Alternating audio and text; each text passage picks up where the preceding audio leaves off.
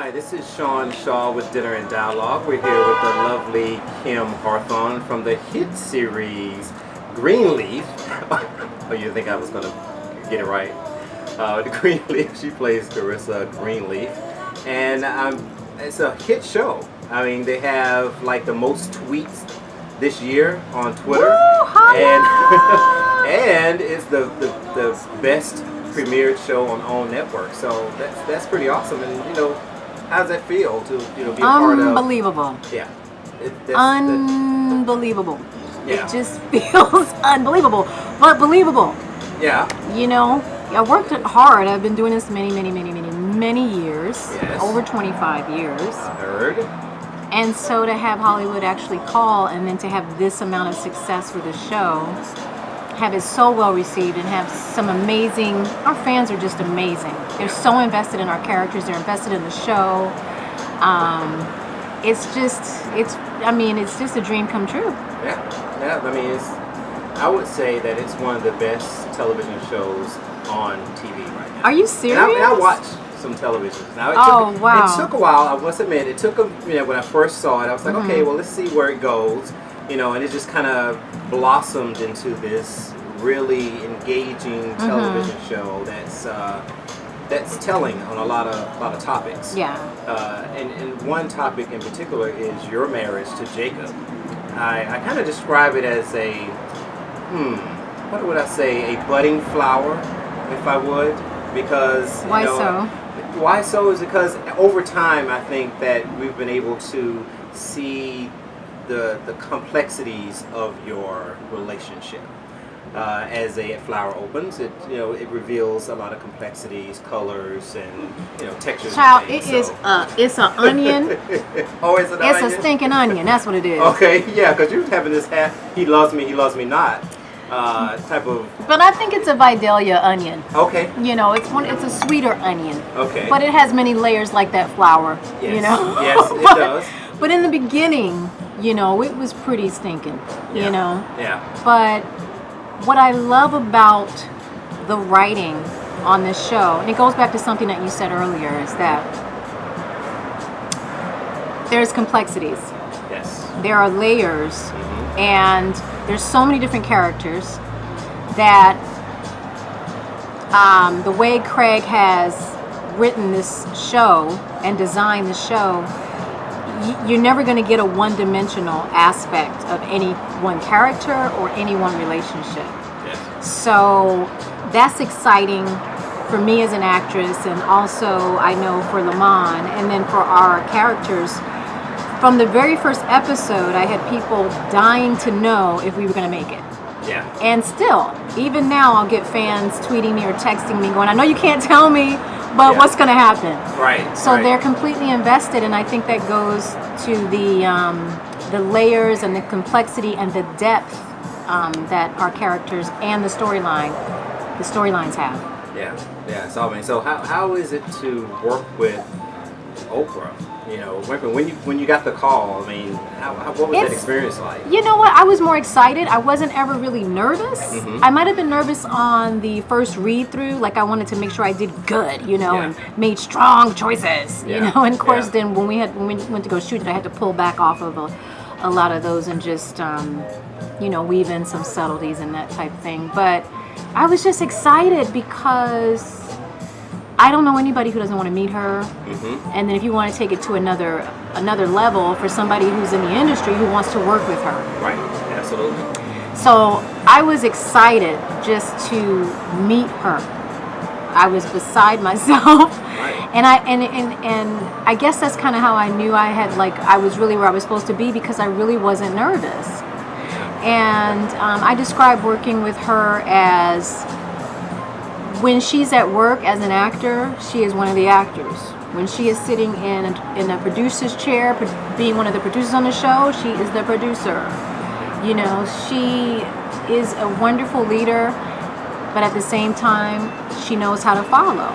And I think that's what makes a great leader. Right.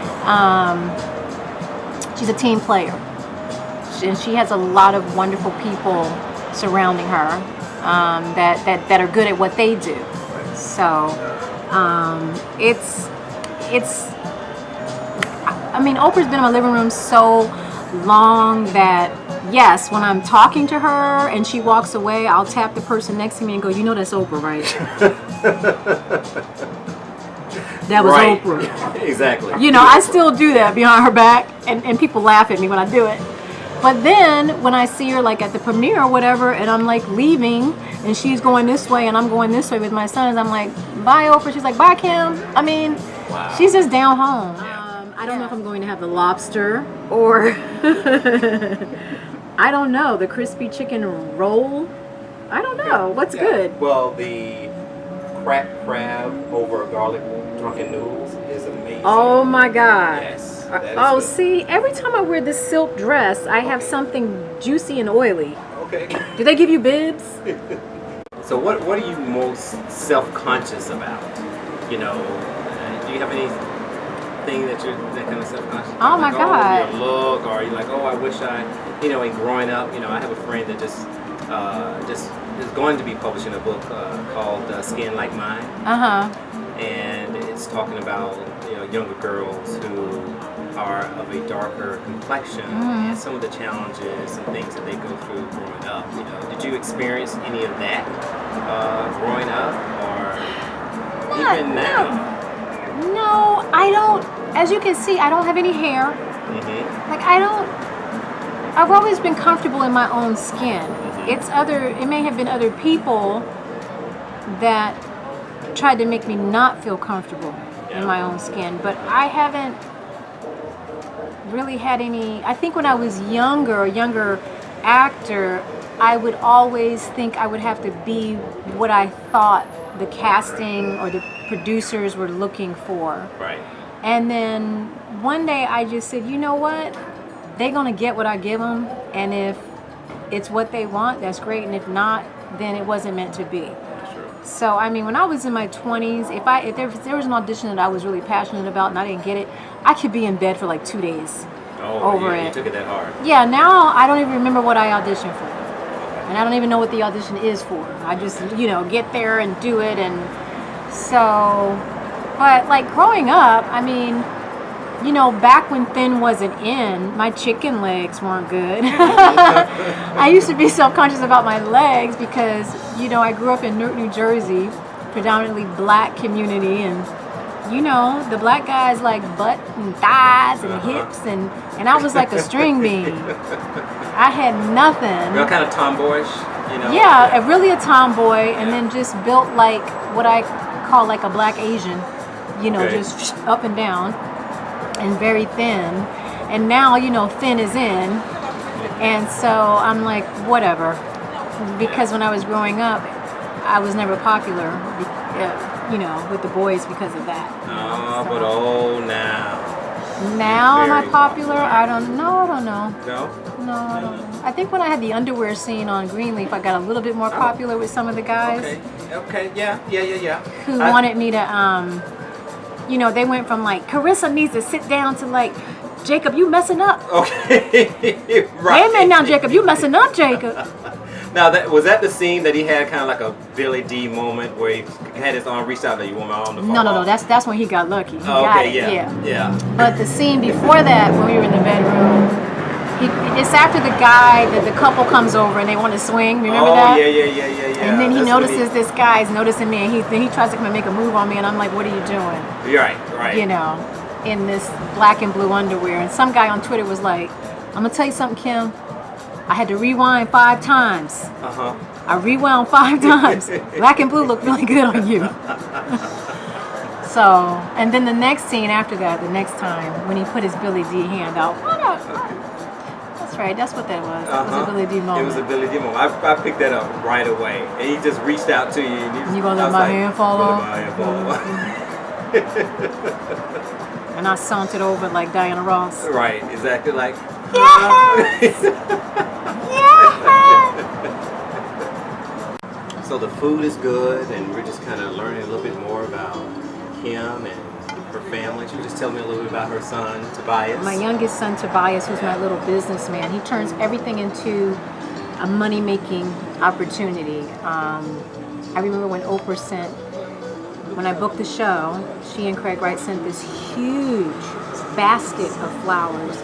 And in the basket were 15 different little bouquets of flowers. The reason I know this is because Tobias decided that he wanted to break them up and put them in the little dollar store vases and go around the apartment complex and sell them. Nice. So he sold. He made about $10, $15, and I told him, I said, if you ever tell Oprah Winfrey that you sold her flowers, don't you tell Oprah you sold her flowers. No, he gave them away to. Oh no, he went and he sold them. He went out there. He was like, "These flowers, Oprah's flowers, Oprah's flowers." Came back with like $15. Whatever he wants to do, I try to support him. But has a very entrepreneurial spirit, and he's only 8, so I appreciate that about him. That's great. That's great. You like you want somebody to help you out. That is really good. You want somebody to help you out in Chinese? Yeah? So we'll speak to Really good. So do you get out much? You know, you mentioned that I got you out on a Saturday night. I mean, are you a homebody? Do you? I like my apartment. Okay. And I like to create things. Oh, Make that's right. You do jewelry. Yeah, I made these. Very nice. Let's get a close up of those. Very nice. Okay. And, I made this. Okay. All right. K for Kim. Killer. Probably killer. I made this Okay. little peace ring. Okay. Very Not nice. not all today, but Uh-huh. so I love to create, and I also like to spend time alone Okay. with my thoughts and my imagination. And I love to daydream, and it's Flower hard child. to yeah, probably it's hard to do that when you're out around other people, and I'm a bit of an empath. I pick up on energy. So if I'm out, especially in a crowd, I have to get back to a quiet place so I can recharge. So I think the definition for me would be a social introvert. Okay. Yeah. I don't see that, but I'll go with that. Everybody says that because they assume that an introvert is not going to want to engage when they are out, but a social introvert has moments of being social. Right. We just need to recharge. Okay. So what happens is we'll go out and we'll be out doing something, but then somewhere in there you're thinking, okay, when I get home, I'm gonna curl up on the couch with my book or watch Snapped or Ancient Aliens or something, Right, you know. right. So that's the social introvert. Yeah. And I'm in the industry, so I have to have that element of yeah. But I mean, think about Michael Jackson. He was definitely, I would just say he was probably just straight introvert. But when he got on stage, man, he turned it on. That's you know. true. Yeah. Okay. Speaking of artists, do you have a artist that you love? You know, what's in your iPod now? I mean, what do you listen to? Honey, I have been listening to Bobby Womack. Oh, okay. On Pandora. All right. Okay. If you think you're lonely now, wait until tonight, girl. All right. You're gonna be lonely. All right. That's what I listen to. I listen to that type of music. Oh, very nice. Very Old soulful. school. Yeah, Yeah. old school. Oldies but goodies. You know, I was just, when I walked in today, I ran into my second interview that I did on Dinner and Dialogue, Avery Sunshine. And she mentioned that she has a performance tomorrow evening. It's like Soul Fest, LA Soul Fest, something like that. She told me, you know, to hit her up and see, you know, where it is. She would love for me to come out and check her out. So I'll pass that information on to you. Awesome. Will I come out of my house to do it? Probably not. Probably not, but you go ahead and pass it on. So you got the camera shaking because you're crazy. I am crazy. But in a go good way, ahead and it's pass funny. it on. You're funny. I won't call people crazy, but you're funny. But there are some crazy people out there. You're funny. But yeah, I'll pass that information on. But I think that should be good. So you like the oldies but goodies. Have you been into the recent concerts? But you know that's required for you to get out of the house. The last concert I went to was 4 years ago, maybe, with a date, and it was Santana. Okay. It was That's amazing. Yeah, that's a good one. Maria, Maria. It was awesome. Okay. Yeah. All right. That was the best thing about that guy that I dated, I think. Okay. Yeah. The Santana. concert. A concert. Yeah. So you're from Jersey. Mm-hmm. Do you get back there often? Or do you stay in touch with some of the people that you? You know, I don't get back as much as I want to. I was adopted. I didn't find my birth family until I was like 33, and so they're pretty much still in Jersey. And my family, you know, that raised me, most of them have either died or moved away. So, but I did get to spend an amazing 3 or 4 days with my grammar school friends from Blessed Sacrament in Newark, New Jersey. They came down to Atlanta when I was shooting Greenleaf. I'm gonna tell you, it was like church.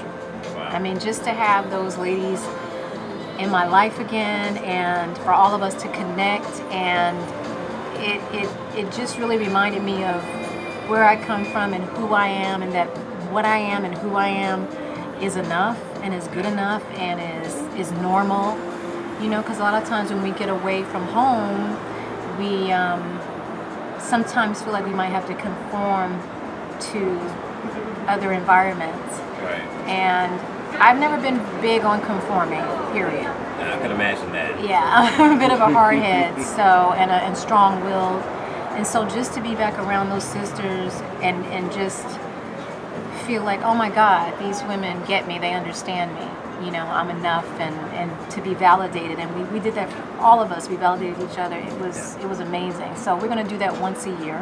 Now Nice. have a get together.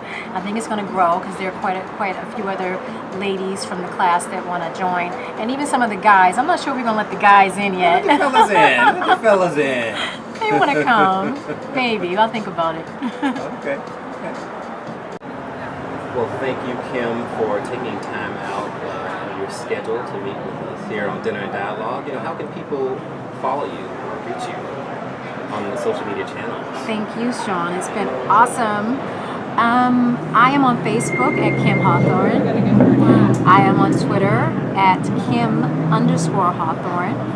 I'm on Instagram at the_Kim_Hawthorne. Okay, you're going to have to repeat that last one, please. Instagram is the_Kim_Hawthorne. And I'm also on Snapchat at Kim_Hawthorne.